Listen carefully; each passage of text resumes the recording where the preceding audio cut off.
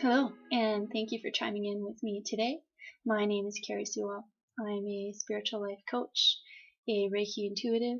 Um, I pretty much just work with spirit guides to bring in some loving, divine information to assist people on their journey and just make sure we're following our heart-centered path. Today, I want to talk about forgiveness and the power of forgiveness. So when I started my journey, probably 8 or 9 years ago, I was fortunate enough to run into a shaman woman. And at the time in my life, I was an esthetician, so I was doing manicures and pedicures and facials, and I was giving her a manicure. So we had this lovely conversation for about an hour, and I hadn't yet realized the mind, body, and spirit connection. And I will never forget what she said to me. It was this very powerful statement that people who have cancer, the reason that they have cancer is that they haven't created forgiveness in their life on all levels to all beings. And hearing that, it kind of shook me a little bit, like, oh, I've never really thought about it in any other way except it's this physical illness, with a lot of fear. It's very scary for people. It's very hard. And when she said it, it really resonated in my heart, like the power behind what she was saying, and I could feel it as a truth for myself. And it began to unwind from there. If we think about, our mental vibration and the power of our thoughts, if we hold anger towards anyone in our life, or hatred or dislike, that's a very negative vibration. And that vibration, that energy, we carry that with us our whole life. So all the way from childbirth, coming into this world as a baby, we haven't created dislike towards anyone right away, but even as a toddler, as a young child, as a teenager, as a young adult, as an adult, we've been hurt in life. Everyone has been hurt in life by others. And if we are unable to forgive those people, it creates an environment where we will manifest sickness or dysfunction or dis-ease, mental or physical. And, to really be aware of that, and if this feels true to you, then there's beautiful steps you can take. Because if we can free ourselves from that vibration or that energy of kind of thinking ill towards someone in our life or an experience that happened between us and others, and we can create a compassionate, loving view of things that unfolded, it really frees our spirit to be healthy and full. It allows this free flow of energy to move abundantly throughout us, whereas if we're holding that space of, really fear-motivated anger or hatred towards someone, it creates a blockage in our energy or a compression, and that flow isn't allowed to move freely. And that's where, it'll come down to the physical level. Over the years, it just manifests more and more deeply and deeply. So we can work on that now. Absolutely. And the way to do this is to approach, the situation. Let's think about what happened at the time where you were hurt by someone, and try and look at it through the eyes of compassion, through complete love.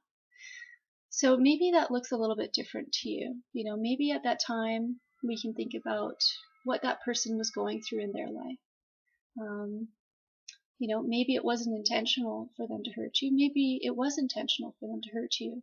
But let's really address their mindset and try and see it through their eyes.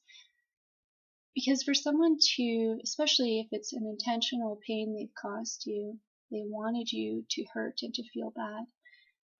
We need to be very compassionate, very kind, very gentle, and very loving towards their mindset and what they were going through at that time in their life. And we may not fully understand it, but we can try and comprehend. Everyone has suffering, everyone has pain. So if we can, step out of our shoes and into their shoes, the eyes of the giver who did give this pain to you, and we can realize that it was really just a reflection of their inner being and their inner state that they were reflecting onto you. Hopefully you can see, or possibly even give to them, some love and some compassion for their state that they were in at that time. And that can just be a vibration or just a positive thought of, sending them love, even using the words, I love you, and sending that out to them, and hoping for deep healing within them, so that this pain and this hurt that they've sent to you, we're kind of breaking the cycle of fear, and we're infusing it with love as deeply as we can, right to the root, and offering deep forgiveness. So saying, I forgive you for what was done to me. I completely and deeply forgive you on all levels. On the mental level, I'm not going to think about it as a hurtful situation anymore. On the emotional level, I'm going to allow that pain to stop, and I'm going to forgive you. And on the physical level, in your being, in your body, if you see this person, if you interact with them, it will be different because you have chosen the path of forgiveness, the path of love. And it's just beautiful. It frees your soul, it frees your spirit, and allows you to connect to your truth and your energy of your being, which is you are a being based upon love. And if we are not forgiving others, then we're stepping into a vibration of fear and darkness, and that just perpetuates over the years and will create and bring in more darkness and fear-based patterns for you of suffering, of depression, of sadness, anxiety, all of those great emotions that we don't really want to feel. But if we step into the vibration and the feeling of love, of loving everyone, regardless of what they've done to you or what they've done in their life, and recognizing that beauty within them, that deep within them, even though maybe they've hurt you or others, that they are also very capable of love. Everyone is capable of love. It is within everyone. Sometimes it's just harder for people to reach that or find that path, but it's there. So we need to recognize that it is within everyone. And the second part of forgiveness is, yes, we need to forgive others in our life. Even more importantly, we need to forgive ourselves, number one. And oftentimes who we are hardest on is ourselves. We guilt and we shame, and it's very heavy and it's very toxic. And we need to be more love-based with ourselves, more compassionate, more kind, and more gentle. And this starts, of course, from our younger years as well, telling ourselves we're not good enough, we aren't worthy of love, we're not worthy of having our voice heard, we're not worthy of, stepping out in a crowd and just being ourselves, or I'm not good enough, I did this wrong, I'm a failure. Even if now you're not really in that vibration or in that mental state, and you're more in the vibration of love, and you're telling yourself, I am beautiful, I am worthy of love, I am giving, I am, all of these beautiful, wonderful things. All of those things that we've created in the past and that we have said to ourselves at one time or another or felt within ourselves, we still carry that with us until we've chosen to forgive ourselves from that time. Time is kind of irrelevant. It's an energy and it's a vibration.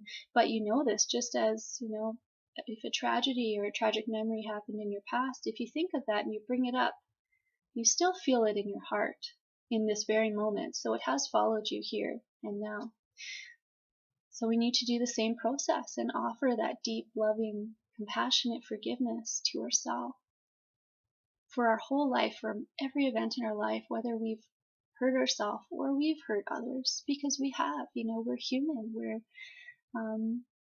we have the dark and we have the light within us, and we're always trying to find that balance. So having compassion for yourself, looking back on the situations where you may have not been too happy or impressed with your actions or your thoughts, and really seeing, where your mindset was at that time when you did or said those things that you resent or you wish you could take back.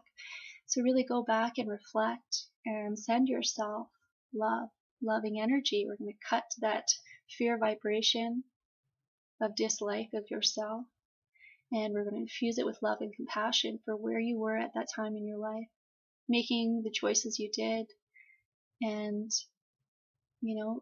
wherever anyone is in their life at some point, we're all struggling at certain times with certain things, and we need to be a little bit lighter with ourselves and much more forgiving and compassionate, because where you are now is not where you were in the past.